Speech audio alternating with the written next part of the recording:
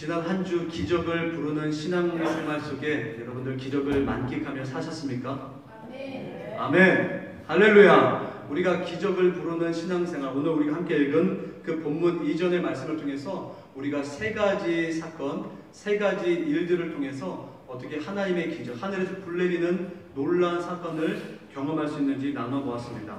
엘리야가 백성들에게 했던 말씀, 내게 가까이 오라. 더 이상 머뭇거리지 말고 갈팡질팡하지 말고 우왕좌왕하지 말고 네 정체성을 밝혀서 네가 하나님의 편인 줄 분명히 세상 사람들로 알게 하라.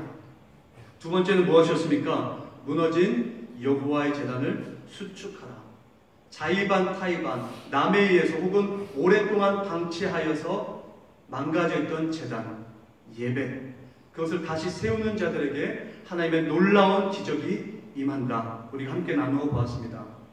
여러분들의 각 가정에, 여러분들의 사업장에, 각 기관과 구역과 부서에, 우리 샬롯 장로교회에 세워져 있는 그 예배에 무너진다는 우리가 세울 때 하나님의 놀라운 기적으로 함께하여 주심을 믿습니다. 또한 여호와의 기적을 부르는 그 세 번째 것이 무엇이었죠? 오직 여호와의 이름만 의지하라. 칼과 창과 단창으로 나아가지 말고 지식과 경험과 재물과 인간관계를 내세우지 말고 오직 살아계신 여호와 하나님의 이름만 의지하라. 이들을 통해서 어떠한 기적이 임하였습니까? 하늘에서 여호와의 불이 내려 모든 것을 다 태운 줄 우리가 눈으로 목격하였습니다. 이 사건을 통해서 어떻게 되었습니까? 하나님이 하나님 대신이 온 이스라엘 백성들에게, 온 이방 백성들에게 나타났습니다. 이 결과로 기손 시내가에 내려가서 450명의 바알 선지자를 모두 쳐 죽이는 놀라운 기적을 또한 행하기도 했습니다. 이 본문을 가지고 제가 이렇게 설교를 했어요. 단에 내려와서 하루 일과를 마치고 집에 돌아갔습니다. 지난 한 주 동안 3번의 설교가 있었기 때문에 설교 준비를 하면서 묵상 가운데 씨름하면서 지냈습니다. 그리고 오늘 본문을 다시 봤어요. 본문이 여기서 끝났으면 더 설교 안 해도 되는데 그렇지 않습니까? 생각해보세요. 하나님의 불이 하늘에서 내렸어요. 이미 그 사람들의 불신과 의심을 다 태워버렸어요. 그리고 바알 선지자 이방의 45명의 450명의 선지자를 다 죽여버렸어요. 할렐루야. 하나님이 하나님 되셨어요. 여기서 끝나면 좋은데 오늘 본문은 계속 이어지더라고요. 41절로 46절까지 오늘 이 본문에 계속해서 이어지는 것을 통하여 저는 사명자에게 요구되는 신앙이라는 말씀의 제목으로 함께 나눌 은혜를 더 상고해 보았습니다. 아직 이야기가 끝나지 않았습니다. 왜 끝나지 않았죠? 무슨 일이 준비되어 있습니까? 아직 큰 비가 오지 않았어요. 이스라엘 백성들의 문제가 해결되지 않았습니다. 아직 목이 마릅니다. 아직 배가 고픕니다. 아직 들판과 그 모든 곡식에 물을 주려면 한참이나 비가 더 와야 됩니다.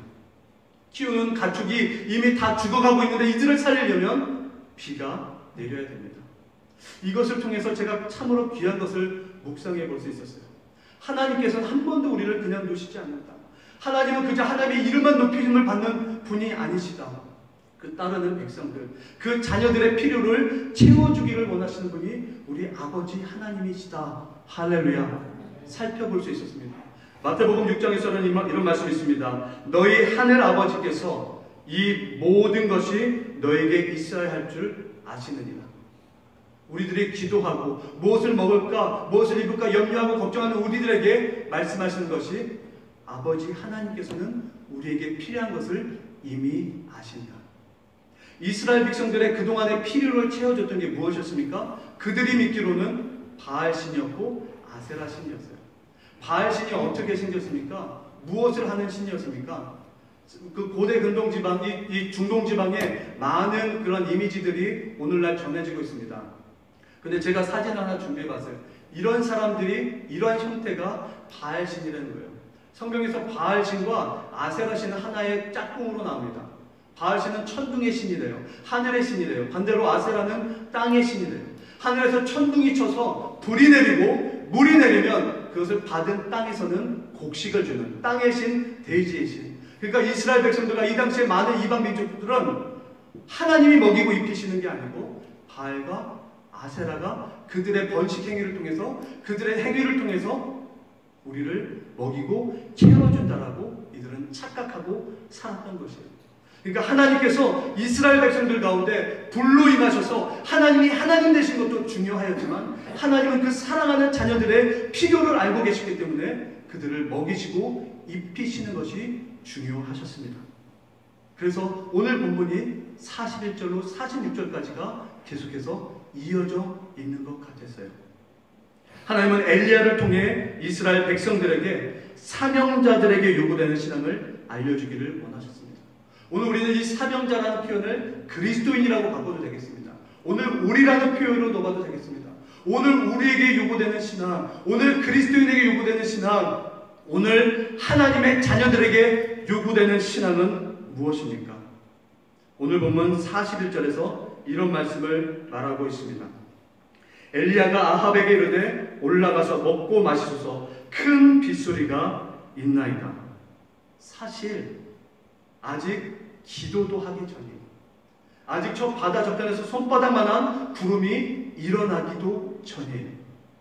엘리야가 이 비의 소리를 들었다는 건 좀 이상하지 않습니까? 아무런 징조도 보이지 않는 상황입니다. 불확실한 상황입니다.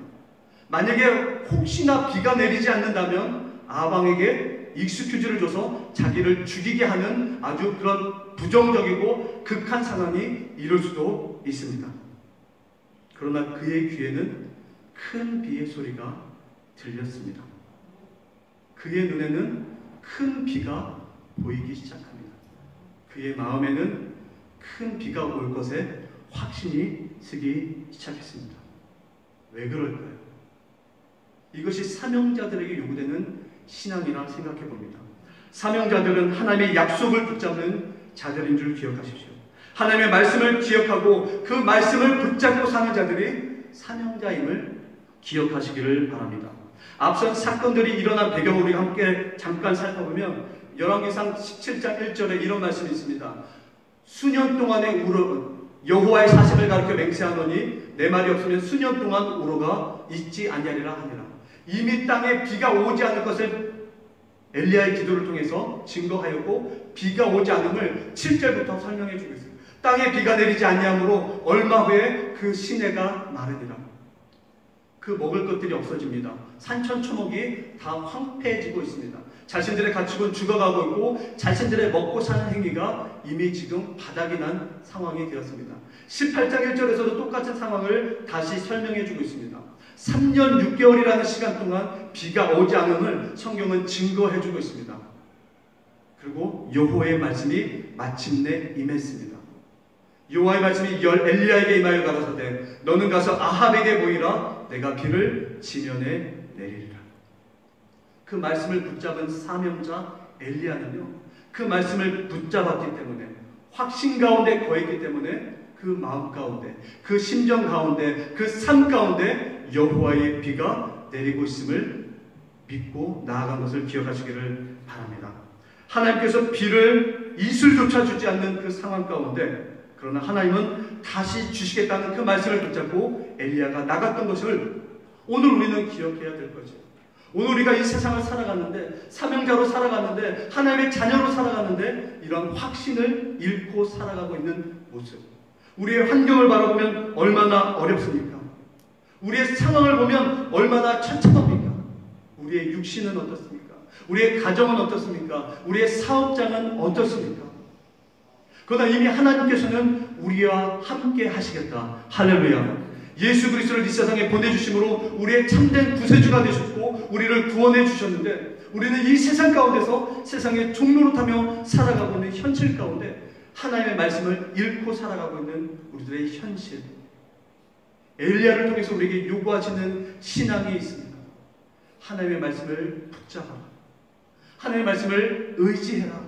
하나님의 말씀을 기억해라. 할렐루야. 사명자들은 믿음으로 확신 가운데 사는 자들임을 믿습니다. 사명자들은 하나님의 말씀을 붙잡고 흔들림 없이 살아가는 자들임을 저는 확실히 믿습니다. 하나님은 살아 계십니다. 하나님은 오늘도 치료하십니다. 하나님은 우리의 문제를 해결하십니다. 할렐루야. 성경에 보면요, 제가 굉장히 도전받고 좋아하는 말씀 구절이 있어요. 히브리서 11장, 우리가 흔히 믿음장이라고 불리는 장이 있죠. 그 말씀에 이러한 성경 구절이 있습니다. 35절, 36절을 읽어보면 이러한 상황이에요. 그 당시 믿음으로 살았던 사람들의 모습이, 여자들은 자기의 죽은 자를 부활로 받기도 하며, 또 어떤 이들은 더 좋은 부활을 얻고자 하여 악청을 받되 구차히 면하지 않으며, 또 어떤 이들은 희롱과 채찍질 뿐 아니라 결박과 옥에 갇히는 시험도 받았으며, 돌로 치는 것과 톱으로 켜는 것과 시험과 칼에 죽는 것을 당하고, 양과 염소의 가죽을 입고 유리하며 궁핍과 환난과 학대를 받았습니다. 하나님을 따르고 예수님을 믿은 자들의 삶이 얼마나 처참했는지를 히브리서에서는 보여주고 있습니다. 그러나 이러한 사람들은 세상이 감당치 못하였다고 또한 말씀을 보여주고 있습니다. 사랑하는 성도 여러분, 왜 이 믿음으로 사는 자들이 고통받아야 됩니까? 이렇게 아파야 됩니까? 그들에게는 확신이 있었습니다. 할렐루야. 어떤 확신이 있었습니까? 오늘 이 살아가는 세상이 영원한 세상이 아닌 우리에게 영원한 세상이 있다. 영생이 있다. 우리는 구원을 받는다. 천국은 확실히 있다. 예수님은 구원자시다. 할렐루야. 그러니까 세상에서 받는 핍박과 환난이 그들은 감당할 수 있는 것이에요. 그러니까 성경에서는 이러한 사람들은 세상이 감당치 못했던 사람들이라고 증거하고 있지 않습니까? 믿음의 사람들이 이러한 사람들입니다. 세상이 감당하지 못하는 사람. 왜요? 확실한 하나님의 말씀 가운데 서 있기 때문이에요. 근데 민수기서를 보십시오. 민수기에 보면 12 정탐꾼을 가나안 땅에 보내는 장면이 나오지 않습니까? 10명의 정탐꾼이 어떠한 일을 벌입니까? 결국 자신들의 눈에 보인 대로 자신들의 불안함과 자신의 불확신 속에 자신들의 이야기를 합니다. 하나님의 약속을 붙잡지 못하고 의지하지 못하고 약속대로 살지 못하고 흔들리며 살아가게 돼요. 하나님의 진노의 말씀은 무엇입니까? 나를 원망하는 이 악한 회중을 내가 어느 때까지 참으랴. 이스라엘 자손이 나를 향하여 원망하는 바 그 원망하는 말을 내가 들었노라. 그들에게 이르기를 여호와의 말씀에 나의 삶을 가르쳐 맹세하노니 너의 말이 내 귀에 들린 대로 내가 너희에게 행하리니. 부정하고 불확신하고 의심하고 흔들리는 그들의 삶 가운데 네 말이 들린 대로 내가 너에게 행할 것이다 라고 말씀하셨습니다. 결국 그들은 유리하고 죽어가는 인생으로 살아갔던 것을 오늘 우리는 기억해야 될 것입니다. 사명자에게 요구되는 신앙은 바로 이 큰 비를 듣는 신앙입니다. 오늘 샬롯 장로교회에 좋은 소식들이 많지 않습니까? 샬롯에 많은 좋은 소식들이 전해지고 있다라고 다른 분들을 통해서 제가 듣게 돼요. 부흥하고 있다며, 많이 분위기 좋아졌다며. 할렐루야. 정말 우리 교회가 그렇습니까? 아직 잘 모르겠는데. 아직 한번 옆에 있는 분들을 보세요. 여러분들의 표정이, 여러분들의 이 신앙생활하고 있는 모습이 우리 교회가 성장하고 있다는 얘기예요.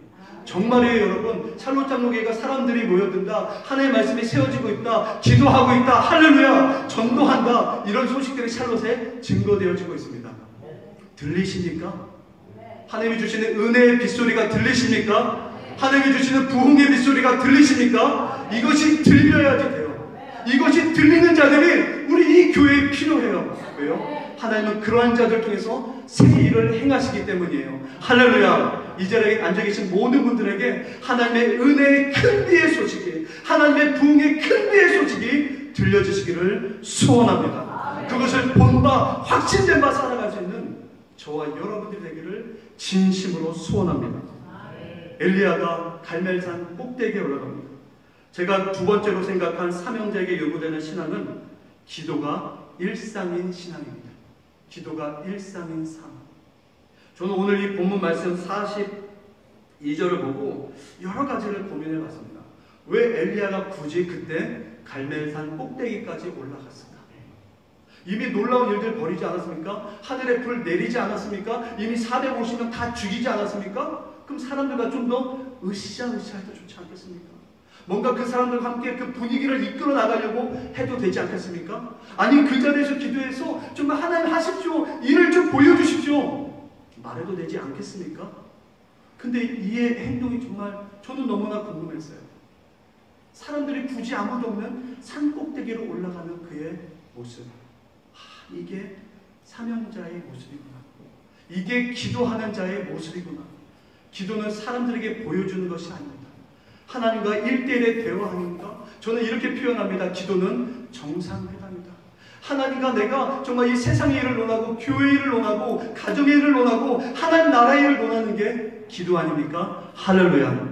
어린 아이들이나 믿음 없는 사람들이나 이것 주십시오, 저것 주십시오, 이걸 해주십시오, 찍는 거 다 맞게 해주십시오, 로또 내게 해주십시오, 이런 기도 하잖아요. 근데 진정한 사명자들이 드리는 기도는 하나님의 마음을 알기를 원해서 하나님의 뜻이 하늘에서 이루어진 것처럼 이 땅에서도 그대로 이루어지길 위하여 드리는 기도 아닙니까? 할렐루야. 엘리야의 이 모습을 오늘 우리가 기억했으면 좋겠어요. 오늘 우리는 정말 하나님의 놀라운 기적을 우리에게 행할 때, 샬롯 장로교회의 놀라운 부흥을 기대할 때 우리의 골방을 찾아 들어가야 될 줄 믿습니다. 우리의 기도를 처소를 찾으시고요, 자꾸 올라가셔야 돼요. 하나님과 자꾸 대화하셔야 돼요. 이것이 필요합니다. 근데 이의 기도의 모습이 더 궁금했어요. 땅에 꿇어 엎드려 그 얼굴을 무릎 사이에 넣고. 제가 이것을 흉내를 내봤을까요? 안 내봤을까요? 한 번 해봤을까요? 10번 해봤을까요? 회생해봤을까요? 제가 10번 이상 이것을 해봤어요. 땅에 엎드려 얼굴을 땅에 박는 것까지는 돼요. 이 신체 고주를 가지고도 배가 나와도 이렇게 얼굴까지는 들겠더라고요. 근데 그것을 무릎 사이에 제가 넣으려고 하니까 숨이 안 쉬어져요. 막 목이 막 꽉 막히고 살을 좀 빼야 되나? 좀 요가를 좀 해야 되나? 어떻게 해야지 이런 자세가 나오지? 어떤 분은 이 부분을 해석할 때 오랜 간음을 통해서 엘리야가 먹지 못하고 그리고 그 금식하는 모습 가운데 단편적인 모습을 보여주고 있다라고도 얘기합니다. 충분히 수긍이 되는 부분이기도 해요. 근데 어떤 분들은 이 부분을 또 이렇게 해석하시더라고요. 헌신 중에 있었다. 간절함을 가지고 기도했기 때문에 그런 자세가 나왔다. 다 동의합니다. 이것은 습관이 되어지지 않으면 나올 수 없는 자세더라고요. 기도는 일상이 되어야 되는 거예요. 그러니까 이런 자세로 계속해서 기도하다 보니까 간절함과 헌신을 통해서 그런 자세가 만들어지고 오직 하나님께서 그런 기도를 하게 만드셔야지만 그 자세가 나오는 줄 제가 연습을 통해서 해봤어요. 기도라는 것이 바로 그것입니다. 나의 의지가 아니라 하나님의 도움으로 되어지는 것. 저는 예배를 인도하는 자고 설교하는 자이기 때문에 이 단에 쓸 일이 많습니다. 주일 예배, 수요 예배, 금요 예배, 토요 새벽 기도를 제가 인도하고 설교하면서 제가 보는 것은 뭐냐면요, 불 끄고 기도합시다 하면 여러분들이 기도하는 이런 자세들이 있잖아요. 제가 그걸 보면서 많은 은혜를 받습니다. 어떤 분들은 기도합시다 그러면 의자 위로 올라가서 엎드리는 분들 계셔요. 어떤 분들은 앞으로 나오는 분이 계셔요. 어떤 분들은 앉은 자리에서 뒤를 돌아가고 무릎 꿇고 기도하는 분들이 계셔요. 그런 기도가 하나님께서 들으시는 기도고 보시는 기도고 응답하는 기도인 줄 믿습니다. 옆 사람 들려주고 옆 사람에게 알려주기 위한 기도가 아니에요. 하나님의 마음을 듣기 위하여 몸부림치는 것. 이것이 사명자에게 요구되는 기도이자 이 기도하는 자들에게 습관이 되어서 정말 내가 숨쉬는 것이 기도고 내가 대화하는 것이 기도고. 할렐루야. 지난 주간에 우리 교회 여러분들이 차량 사고가 났다고 전화를 받고 이야기를 들었습니다. 우리가 운전을 잘한다고 운전이 다 되는 것이 아니더라고요. 나는 잘했지만 유턴하는 차, 직진한 차들 와서 쾅쾅 받아서 차들이 막 날아가고 아주 끔찍한 일이 벌어졌다는 얘기를 듣고 신방도 해보았습니다. 여러분, 사고가 났을 때, 어려운 일이 당했을 때, 무슨 큰일 났다고 전화를 받았을 때 가장 먼저 나오는 얘기가 무엇입니까? 아버지 하나님 감사합니다. 이런 고백하십니까? 이런 분들은 사명자예요. 기도하시는 자들이에요. 늘 하나님과 대화하기 때문에 기도 가운데 하나님께 모든 것을 맡기기 때문에 어려운 일을 당해도 좋은 일을 당해도 하나님께 대답해 드릴 수 있는 것임을 기억하시기를 바랍니다. 근데 오늘 우리가 어려운 일을 당했다, 힘든 일을 당했다, 이거 어찌하지? 누구를 찾지? 이렇게 되다 보면 우리가 기도하지 않는 자, 사명대로 살아가지 못하는 자의 모습으로 우리가 반증하는 삶의 모습이 아닌가를 생각해 봅니다. 여러분들 기도하시는 자입니까? 여러분들 사명 있는 자입니까? 사명자에게 기도는 일이 아니에요. 사명자에게 기도는 임무입니다. 하나님께서 맡겨주신 미션이에요. 그렇기 때문에 우리가 미셔너리, 사명자가 되는 것입니다. 하나님은 더 큰 것을 요구하는 분들에게 더 큰 기도의 제목을 주십니다. 어떤 제목으로 기도하십니까? 우리 교회를 위해서 어떻게 기도하십니까? 우리 성도들을 위해서 어떻게 기도해 주십니까? 그저 내 가족, 내 형제, 내 자녀, 내 삶만 기도하고 계십니까? 아니면 어린아이 한 명 한 명부터 노년에 이른 어른 한 분 한 분까지 기도하고 계십니까? 여러분들의 기도가 하나님의 은혜의 소낙비를 불러오는 줄 기억하시기를 바랍니다. 그 은혜의 소낙비가 여러분들의 가정을 흡족히 적시기를 축원합니다. 여러분들의 사업장을 적시기를 축원합니다. 여러분들의 자녀들을 채우기를 축복합니다. 할렐루야! 기도하셔야 돼요. 저는 세 번째로 오늘 본문 말씀을 생각해 봅니다. 인내의 신앙을 가진 자. 엘리야의 기도를 봅니다. 엘리야가 산꼭대기에 올라가서 기도하여 어떤 기도를 합니까? 그 종을 계속 보내서 그 지중해를 바라보래요. 어떤 일이 일어나나? 아무 일이 일어나지 않습니다. 또 기도해요. 또 아무 일이 일어나지 않습니다. 어떻게 됐습니까? 7번까지 다시 해요. 인내하는 신앙, 기다리는 신앙이 사명자에게 요구되는 신앙인 줄 저는 생각해 보았습니다. 사실 여기서 말하는 7번은 리터럴리 문자 그대로 7번의 행동도 의미합니다. 근데 성경에서 말하는 7번이라는 것은 완전수, 하나님의 수로, 하나님의 때라는 것으로 우리가 또한 해석해 볼 수 있을 것입니다. 하나님이 원하는 때, 하나님이 원하는 분량이 찰 만큼까지 기도하고 인내하는 것, 그것이 사명자의 삶이 아닌가 생각해 봅니다. 우리 교회는 지난 42년 동안 좋을 때도 있었고 안 좋을 때도 있었습니다. 오늘 우리가 우리 장로님이 앞에서 얘기하시는 그 숫자 몇몇 정말 피 끓는 고백인 줄 저는 너무나 잘 압니다. 한 명이 얼마나 귀하기 때문에 그 한 명 한 명 기억하시며 말씀하시는 것들 오늘 우리는 잘 기억해 봐야 될 것이에요. 오늘 우리에게 주시는 그 인내만, 하나님의 때가 이르기까지 우리는 기도하고 있습니까? 여러분들 삶에 하나님의 때가 이를 때까지, 하나님의 그 분량이 찾을 때까지 인내하고 계시냐는 말씀이에요. 사명자들에게 요구되는 신앙이 바로 이 인내입니다. 야고보서 5장 7절 8절 우리 함께 찾아서 보겠습니다. 7절 8절 7절 8절 네, 제가 읽겠습니다. 그러므로 형제들아 주께서 강림하시기까지 길이 참으라. 보라 농부가 땅에서 나는 귀한 열매를 바라고 길이 참아 이른 비와 늦은 비를 기다리나니 너희도 길이 참고 마음을 굳건하게 하라. 주의 강림이 가까우니라. 당시 이스라엘 시대를 바라보면서 이른 비가 있고 늦은 비가 있음을 성경에서 얘기해주고 있죠. 그곳은 농경시대, 이 농경을 주로 하는 그 민족이기도 했습니다. 우기와 건기가 있어서 비가 올 때는 많이 오지만 비가 오지 않는 기간에는 비가 하나도 오지 않아요. 그러니까 그들이 식음료를 해결하기 위해서 그들은 또한 와인을 만들어 저장시켜서 비가 오지 않을 때 그런 것들을 해결했던 것을 문화적, 이 환경적 모습으로 우리가 성경을 잘 이해하고 있지는 않습니까? 이것을 잘 기억해 봤으면 좋겠어요. 우리 대한민국이 바로 농경사회로 시작해서 산업화를 거쳐서 오늘 현대 문화를 이뤄냈지 않습니까?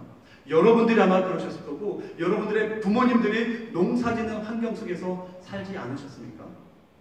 농사짓는 그 농사가 잘 지어지는 논농사, 그것을 수답이라고 얘기를 하더라고요. 논농사를 지을 수 있는 그 땅을 수답이라고 얘기하더라고요. 이 수답은 심수답이가 저수답이라는 것을 알아요. 1년 내내 물이 차 있는 것, 아니면 다음에 농사를 짓기 위하여 그 물을 대놓을 수 있는 것을 뭐 심수답, 저수답이라고 이렇게 설명하고 있더라고요. 온전수답이라는 것은 한 10년 동안 비가 오지 않아도 저수지를 통해서 물을 댈 수 있는 완벽한 상태의 논이라고 해서 저수답이라고 얘기를 하는 것을 제가 리서치를 통해서 알아볼 수 있었습니다. 근데 이 평야지대, 대부분의 평야지대에서는 돈 많은 사람들 혹은 잘 사는 사람들이 그런 땅을 갖고 있기 때문에 잘 못 사는 사람들, 좀 가난한 사람들, 특별히 한국의 이 산악지형이 많은 모양 가운데 이 땅을 많이 갖고 있지 못한 사람들은 산으로 올라가서 논을 일구고 거기서 농사를 짓는 사람들이 있었다고 합니다. 그들이 짓는 논을 천수답이라고 얘기를 했다고 그러더라고요. 천수답이 무엇입니까? 저수답. 이 저수지와 댐을 통해서 물을 받는 것이 아니라 하늘에 내리는 비로만 농사를 짓는 사람들을 천수답이라고 얘기를 했다고 해요. 그 천수답을 다른 의미로 천둥지기라고 얘기를 하더라고요. 천둥이 쳐야만, 비 소식이 들려야만 농사를 질 수 있기 때문에 천둥지기. 그 농부들은 하늘만 바라보고 있기 때문에 하늘지기라고도 설명한다라고 제가 찾아볼 수 있었습니다. 그럼 그 농부는 물이 없기 때문에 그냥 놉니까? 아니에요. 농부들은 밭을 일구고 뭔가 이 식물을 만들어내고 이 벼를 키워내야 되기 때문에 더운데도 정말 태양볕이 장렬하는데도 그들은 나와서 곡괭이질을 하고 그 밭을 일군다 그래요. 그래서 그 밭 가는 행위를 더운 가리라고 합니다. 이 거북이 등짝같이 완전히 굳어져 있는, 돌덩이처럼 굳어져 있는 것을 곡괭이질 치고 한마디를 하고 삽질을 해서 그것을 고운 흙가루처럼 만들어 놓는 것. 그리고 그들이 기다리는 것은 무엇입니까? 천둥 소리가 쳐서 비가 내리는 것을 기다리는 것. 우르르 쾅쾅 번개가 칩니다. 그럼 그들이 일어나서 하는 것이 무엇입니까? 모종만 심으면 되는 거예요. 그냥 비가 와서 곤죽이 된 땅, 진흙이 된 그 땅에 그냥 모판만 던져놓으면 그것은 농사가 시작되는 거예요. 더운 가리라고 하더라고요. 저는 우리 사명자의 삶, 신앙인의 삶, 하나님의 자녀의 삶이 바로 이런 천수답을 논을 이끄는 이런 천둥지기의 삶, 이런 더운 가리를 하는 이런 농부의 삶이 아닌가 생각해 보았습니다. 사랑하는 성도 여러분, 여러분들의 삶이 늘 물질이 풍성하게 되어지든가요? 하고자 하는 이 모든 일들이 다 잘 되어지든가요? 때마다 시마다 공급하는 것들이 넘쳐나던가요?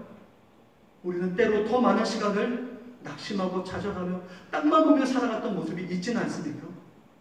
하늘만 보며 언제 우리에게 비가 내립니까? 언제 은혜의 비가 내립니까? 언제 부흥의 비가 내립니까? 정말 그렇게 하늘만 바라보고 살고 있지 않으시냐는 말이에요. 사랑하는 성도 여러분, 사명자에게 요구되는 신앙이 바로 이 인내의 더운 가리의 신앙임을 기억하시길 바랍니다. 우리가 할 수 있는 것이 많이 없어요. 하나님께 구해야 됩니다. 하나님의 흡족한 은혜의 소나비를 내려주실 때까지 우리는 그저 묵묵히 밭을 갈고 또 갈고 또 가는 인생이 될 때 그곳에 놀라운 하나님의 은혜의 비가 내려, 부흥의 비가 내려 이 말라있는 이 땅에 정말 새 생명이 솟아나게 될 줄 저는 믿습니다. 저는 이것을 기대합니다. 우리 샬롯 장로교회도 이러한 일들이 동일하게 이루어지기를 축복합니다.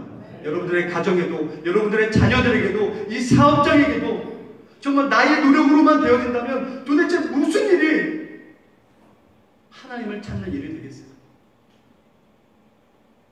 오늘 이 본문을 통해서 사명자에게 요구되는 신앙을 저는 이렇게 살펴보았습니다. 큰 빗소리를 듣는 삶, 기도가 일상이 되는 삶, 인내로 점철되어지는 삶.